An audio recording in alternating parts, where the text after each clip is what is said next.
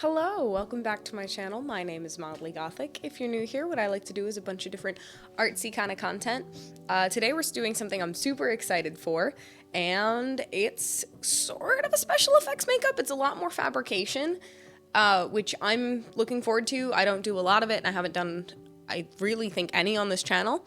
And, again, I'm filming this after I've already done I'm filming this after I've already done the look, so I think it turned out really well. This idea just kind of hit me out of nowhere, and I kind of ran with it because next week is Thanksgiving, and so, like, that to me is the last celebration of fall. And although this is not going up on Thanksgiving, I've got something else for next week. Won't be anything on Thanksgiving, but kind of related to the theme. This is still fall related, and this is kind of the last chance to post something fall before Christmas, takes over everything. So, I hope you enjoy. I think this is going to be a lot of fun. If you like the video, hit the thumbs up button. If you want to, subscribe, stick around. I do a lot of cool things, fun stuff, in my opinion. That's up to you to decide. But leave a comment if you like, telling me if you liked it or you didn't. But all that fun stuff, feed the algorithm. Thank you for watching if you've already gotten this far. And let's get to the look. So first things first is making the leaves. And so it's kind of hard to see, but I traced out a bunch of different fall leaf patterns. I looked up some online and I tried to vary the sizes because at this point in time, I wasn't sure what the size was that I was going for as far as the overall crown. But I do know that one of the hardest things of perception is when you're trying to size things against your own face, because the only perspective you can see is the object against your own hand. So it's very hard to really tell what's going to be a good size when it comes to something against your face. I'd like to think I've gotten a little bit better at this the more fabrication or look things that I do. That I think is probably the hardest thing off the bat. And then I color them. I use a variety of markers that I have, Sharpies, Copic markers, and create some different kind of patterns on the leaves. I only show a couple of them because it does get a little repetitive and I didn't think it was worth including all of them, but you can see that I try to make some gradients or make these leaves very interesting and stick with very bright, vibrant fall colors.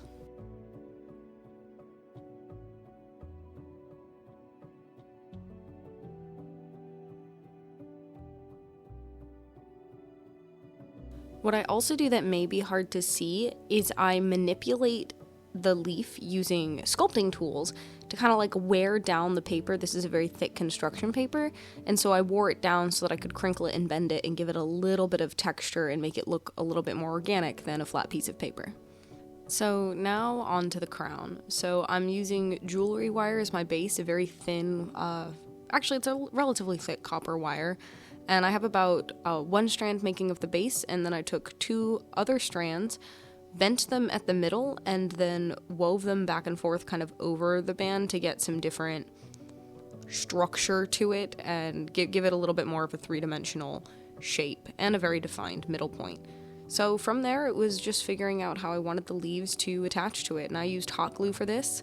Only a little bit at first because it was just a general placement. And you will see at some point that they start falling off as I get a little bit more rough with it. But this was a very simple process, just going through. I had no real thought in my head other than a crown of leaves. The other thing I added that contributed to the instability and why a lot of the leaves fell off is I added these small things designed to kind of look like berry bunches. They were just groupings of 3 different beads that I had. I chose gold, red, and orange to stick with the fall theme because I wanted to add a little bit something extra. And these were strung on pieces of jewelry wire, and then those were both tightened basically onto the existing wire of the crown, and hot glue was used to secure them, but all of that resulted in the crown being a little destabilized, which is why some of the other leaves fell off, but I reattached them with no problem. This process did take a while, and it honestly wasn't until I sat up and looked at the time that I realized exactly how long it had been.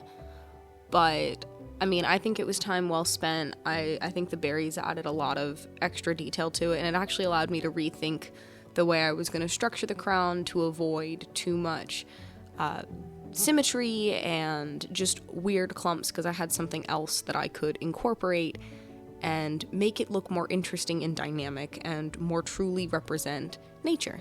The thing that I realized early, and I'm very glad I made a large quantity of, is the super tiny leaves. Those were great as a space filler. They helped me break up the color, and I think were fundamental in the diversity and just overall character of the final crown.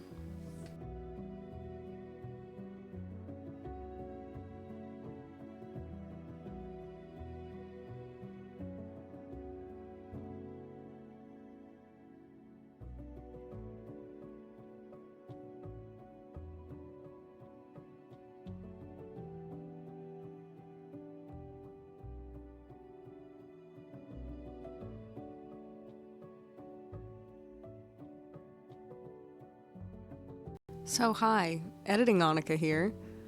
I didn't realize how much the camera moved while I was using the moldable clay foam to create the actual outside of the antlers, but it moves a lot. So I'm gonna just cut that footage, and all you're missing is the application of the substance that creates the outside structure of the antlers and gives them their, more full look. So what I'm actually using to cover the antlers is called moldable clay foam. It's this really neat product. It works very similar to clay. You can mold it, you can sculpt it, but when it dries, it's much lighter than clay. It is foam, so you can then carve it and shape it and do other things that you might with foam. So I'm using a very sharp sculpting tool to kind of draw those lines in it to give it a little bit more texture to make it look like natural wood or antlers. But I thought it would be the best for this because I didn't want the antlers to get weighed down. I wanted them to be able to stay upright on my head. So once the foam dries, you can paint it. What I'm choosing to paint it with is acrylics. I went in with one color. I don't remember what it was, but that was what I used as my base coat, and I was pretty much dry brushing it to try to retain some of the dark underbelly. I didn't want to make them fully this color. I did add a few details kind of as I went. I went in with a few darker browns to try to highlight. I went back over with this color a few times to get it as fully saturated as I could, and I went over with some lighter, like a white as well, to add some of that detail and texture, and really just going back and forth with different colors of brown until I achieved the desired natural look. I will say, painting these things was a little bit tedious because I did have to wait for the paint to dry in between coats and stick them somewhere that they wouldn't touch anything else. I do think it was time well spent again, but the fabrication on these was a little bit different than I expected, and I think took me 2 days total just because I had to keep putting them down. So I decided I wasn't quite done with the antlers yet. I wanted to incorporate them a little bit more into the crown, so visually they wouldn't necessarily stand out so much and would blend in. So I created more of the little berry wire wraps, and I actually had to make some more leaves. I had some left over from the crown, but I ended up making some more so that I could put them primarily around the base of the antlers, but I did include 2 groupings up in them just to be different and bring that texture up through it and make them more visually interesting. Again, all of this was attached with hot glue and jewelry wire, pretty straightforward, and this was a lot of fun. I will say this entire project was so much fun. And being more fabrication and something I don't normally do, I feel like I learned a lot if I was ever to do something like this again.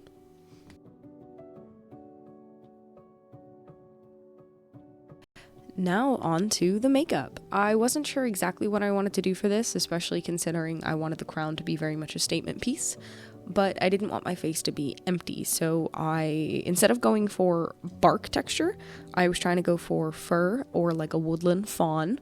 That is a very, recognizable character of the forest, the heart of the forest kind of a thing, so I went for the fawn look, and then also the yellow, orange to red eye makeup, putting a little bit of gold in there, trying to tie it back into the crown, and overall make it a cohesive look.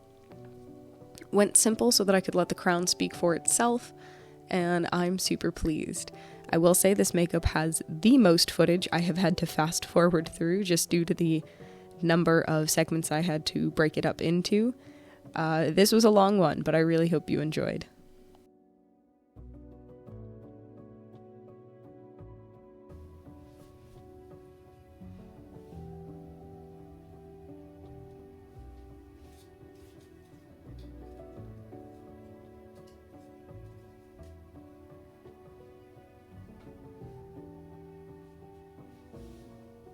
Okay, I honestly thought I might do more with my hair, but you know, kind of looking at it, I think I'm gonna leave it here. I really like this. Going for, even though you can't see it because of my crown, deer queen of the forest. These antler branches. I don't know, that's up to you to decide. I'm really happy with this. I mean, the fabrication, just a super simple, like, quick little look. I'm gonna take some pictures and you can check those out on Instagram.